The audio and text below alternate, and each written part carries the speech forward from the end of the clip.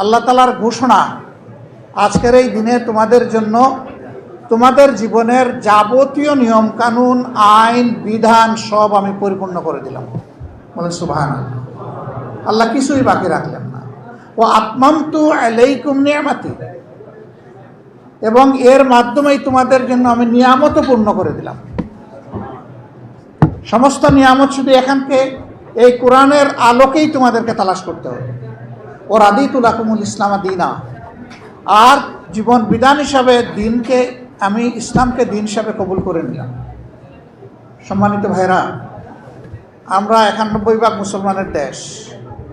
এই দেশ শাসন হয় কোনো সময় জাতীয়তাবাদের ভিত্তিতে, কোনো সময় ধর্মনিরপেক্ষতার ভিত্তিতে, কোনো সময় সমাজতন্ত্রের ভিত্তিতে, আবার কোনো সময় একটা খিচুড়ি মতবাদের ভিত্তিতে। কিন্তু অ্যাবসলিউটলি এই জমিন শতাব্দীর পর শতাব্দী ধরে আল্লাহর কোরআন দিয়ে শাসন হয়নি। এই হয়নি বলেই আমাদের সমাজে খুন, দর্শন, লুণ্ঠন, মাস্তানি, সন্ত্রাস, জনজীবনে বিপর্যয়, অশান্তি গড়ে এবং বাইরে সর্বত্র। আল্লাহর বিধান থেকে সরে যাওয়ার এটা হচ্ছে কুফল। এটাকে আমার ফতোয়া নাকি না, এটা আল্লাহ তাআলার ফতোয়া এবং কোরআনের কালাম। আফাতুমিনুনা বিবাদিল কিতাবি ওয়া তাকফুরুনা বিবাদ। আল্লাহ ধমক দিয়ে বলতেছেন, আমি যে কোরআন নাজিল করেছি তোমাদের জন্য হেদায়েতের বিধান হিসাবে, তোমরা কি তার এক অংশ মানো আর এক অংশ ছুঁড়ে ফেলে দাও,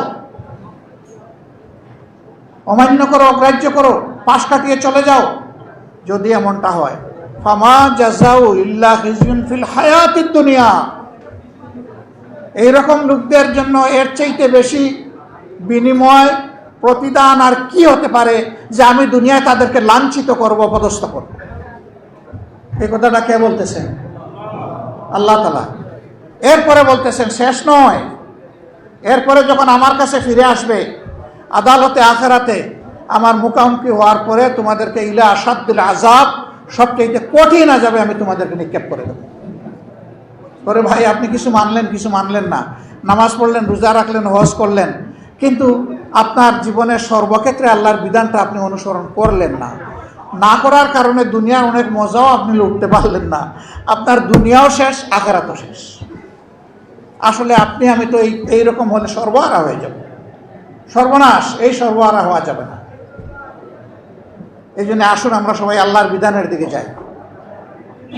আমরা সব দেখেছি, এখন একবার বাংলাদেশে খুবই প্রয়োজন আল্লাহর বিধানের শাসন কায়েম হওয়া। এই শাসনের জন্য আমাকে, আপনাকে, সবাইকে ঝাঁপিয়ে পড়তে হবে, দায়িত্ব নিতে হবে।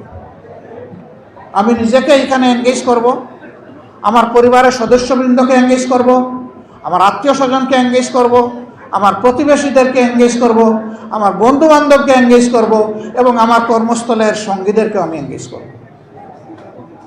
যে সবই তো দেখেছি, এবার আল্লাহর আইন দেখতে চাই। আল্লাহর আইনটা ফেরেশতারা এসে এখানে কায়েম করবেন না।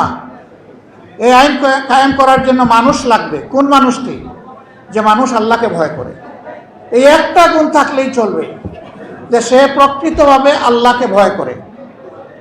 আর আল্লাহ তাআলা এই রোজা নাজিল করার উদ্দেশ্য একটাই বলেছেন, লাআল্লাকুম তাত্তাকুন। আমি রোজা তোমাদেরকে দিয়েছি আশা করা যায় এর মাধ্যমে তোমরা আল্লাহকে ভয় করতে শিখবে, তোমরা মুত্তাকি হবে, তোমাদের কালব হবে কালবান খাশিয়া, তোমাদের কাল হবে কালবান শাকিরা। তোমরা আল্লাহকে তার জাত এবং সিফাতের কারণে, তার জালালিয়ত এবং কুওয়াতের কারণে তোমরা ভয় করবে। আর আল্লাহ যেহেতু তোমাদের রাজ্জাক, আল্লাহ যেহেতু তোমাদের গফুর এবং রহিম, সেই কারণে তার সমস্ত নিয়ামতেরও তোমরা শুকরগুজারি করবে। যদি এর ভিত্তিতে একটা সোসাইটি আমরা বিল্ড আপ করতে পারি, তাহলে ওই সোসাইটিটাই হবে জাস্ট সোসাইটি, বা সত্যিকারের একটা ন্যায় ভিত্তিক সোসাইটি, সমাজ। এবং সেই সমাজ হবে বিয়ন্ড ডেসপিরিটি। এখানে কোনো ধরনের ডেসপিরিটি থাকবে না, এখানে থাকবে পেরিটি। সবার মাঝে একটা সামঞ্জস্য থাকবে, সমতা থাকবে, বৈষম্য থাকবে না। আমরা লড়াই করছি দুটি জিনিস বাংলাদেশ থেকে বিদায় দেওয়ার জন্য। একটি হচ্ছে দুর্নীতি, আর একটি হচ্ছে দুঃশাসন।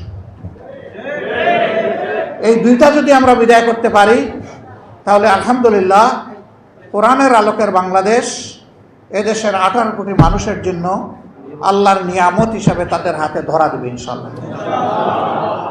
এই সংগ্রামের লড়াইয়ে আমরা আপনাদেরকে পাশে চাই, সাথে চাই, আপনাদের দোয়া চাই, ভালোবাসা চাই, আপনাদের পরামর্শ চাই, সমালোচনাও চাই। ভুল হলে অবশ্যই সমালোচনা করে আমাদেরকে ধরে দিবেন।